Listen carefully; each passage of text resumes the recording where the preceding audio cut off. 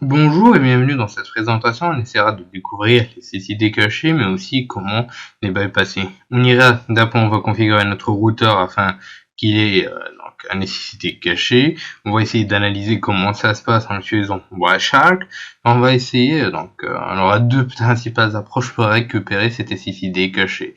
Donc rappelons que le but de cette formation, donc niveau expert, c'est de pouvoir comprendre, analyser, attaquer afin de mieux se défendre. Sans plus tarder, le plan de la présentation est le suivant.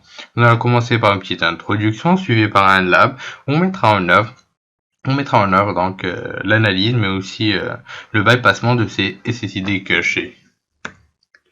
Donc le concept derrière les SSID cachés, c'est que il y aura pas un broadcast de tout ce qui concerne donc les beacon frames. Donc les beacon frames, c'est les informations qui concernent le point d'accès tel que le SSID ou le BSSID.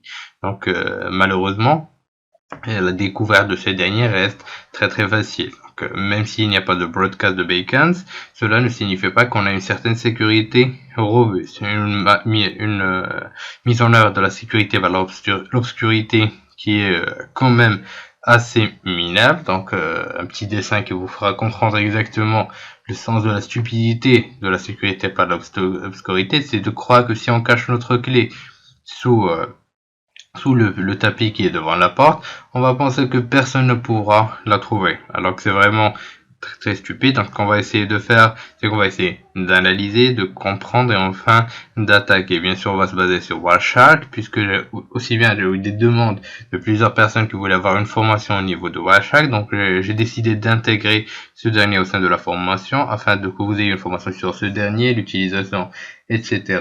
Donc, ce sera une sorte de mini formation sur Wireshark. Donc, vous aurez l'essentiel de tout ce dont vous aurez besoin pour l'utilisation de Wireshark dans un environnement réseau et sécurité. Sans plus tarder, allons découvrir tout ça ensemble en pratique. La première chose qu'on doit effectuer, c'est de se diriger vers le panneau du routeur. Donc, on va entrer notre mot de passe afin d'accéder au panneau de configuration de ce dernier. Le mot de passe incorrect. Donc en passant, je vous encourage à utiliser un mot de passe fort, vu qu'on a plusieurs bots qui sont en circulation sur Internet et qui essaient de rentrer dans le panneau de configuration de votre routeur, afin d'y intégrer par exemple des serveurs DNS donc secondaires ayant pour but de vous spammer de publicité ou de vous faire une certaine redirection vers des sites malicieux. On va se diriger vers Wireless Security. Ici, on a les informations concernant la sécurité. Donc, on va enlever la sécurité, mais tout d'abord, on va juste avoir un petit coup d'œil sur les SSID. Donc, ici, on va choisir donc une visibilité qui est invisible par rapport à notre SSID Conda Home. Et on va enlever la sécurité. On va commencer par enlever cette dernière. Donc, c'est juste pour le test. Donc, ça sert à rien d'en mettre. Une fois le mot de passe donc il a été retiré de notre réseau, nous allons choisir donc invisible, donc le statut invisible. Donc on va changer notre SSID vers Wireless Lab. Donc on va cliquer sur Apply. Donc il faut bien vous remémorer le Wireless Lab. Donc vous avez donc le nom du SSID que vous avez choisi, car cela va nous être utile. Donc en quelques secondes, un réseau masqué va s'afficher ici. Donc il vous faudra entrer le SSID que vous avez choisi. Donc maintenant on va se diriger vers notre machine Kali Linux.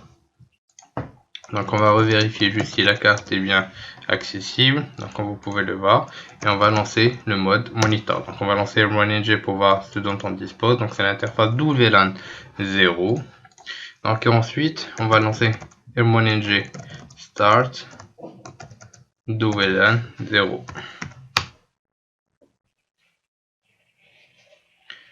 Donc ce qui est important aussi, c'est de killer tous les processus qui peuvent créer des problèmes. Donc personnellement, j'ai eu beaucoup de problèmes avec ces processus là. Donc il faut le killer, comme ça vous êtes tranquille. Voilà, il va supprimer automatiquement le deuxième processus. Et voilà. Donc on a notre interface. Donc ce qu'on va faire maintenant, c'est qu'on va ouvrir un autre invite commande. On va lancer, pour lancer Wireshark. Donc on va lancer aerodump -ng sur notre interface w0 1. Donc ensuite, on va lancer Wireshark. Donc déjà, en lançant notre aerodump, donc vous remarquerez notre réseau, donc notre SSID avec la longueur 11, donc qui est open. Donc généralement c'est ce qui se passe. On a la longueur ici. Donc pour les SSID cachés, vous aurez juste la longueur, le nombre de caractères dont dispose le dernier. Donc on aura le choix. Donc on a deux principaux choix. Donc c'est soit d'attendre que quelqu'un se connecte au réseau. Donc on va déjà juste voir à quoi ça ressemble avec Wireshark. Donc aussi comment lancer l'écoute au niveau des réseaux sans fil. Donc on va choisir l'interface monitorée. On va cliquer sur Stack. Donc vous aurez les différentes informations qui vont commencer à circuler.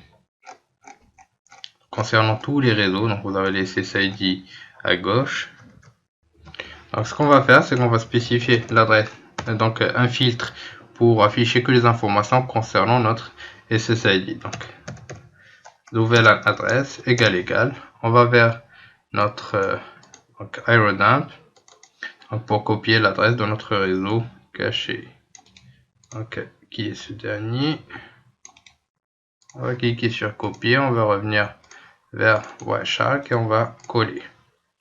On va appliquer le fil. Donc ici, dans les SSID, vous aurez broadcast comme adresse. Donc, comme vous pouvez le voir. Donc, ce qu'on va faire, c'est qu'on va essayer de s'authentifier. Donc, au niveau de ce réseau, sachant qu'on connaît, donc on est un client qui connaît les SSID. Donc, Wireless Lab. On va cliquer sur suivant.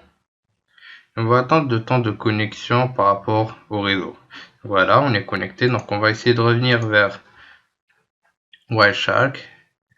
Et normalement, donc vous aurez le chargement donc, du SSID. Donc, on va aller voir vers aerodump.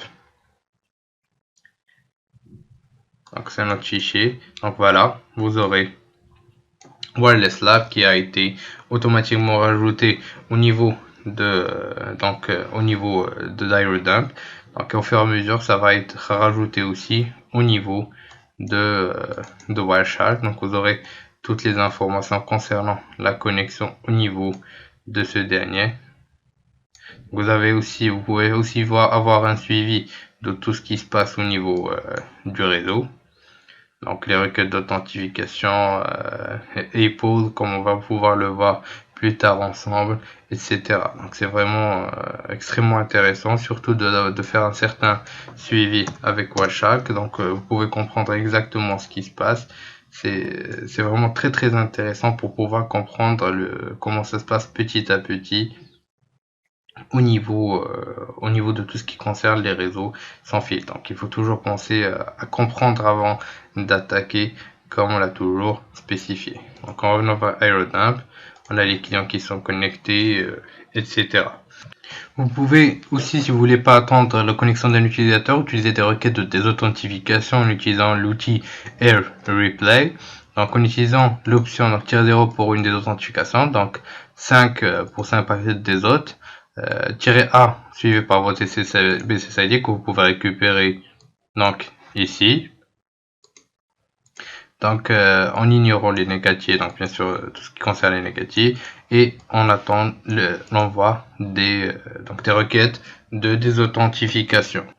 Une fois la requête de désauthentification envoyée, vous pouvez voir en clair donc l'SSID qui a été ajouté d'une façon automatique, mais aussi bien au niveau de Wireshark avec donc notre SSID. Donc on va rapidement ajouter donc l'adresse encore une fois de notre point d'accès.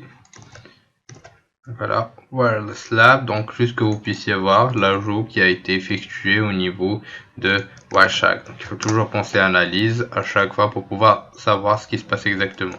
Donc comme vous pouvez le voir, donc le SSID a été ajouté automatiquement après l'authentification la désauthentification, donc authentification de l'utilisateur.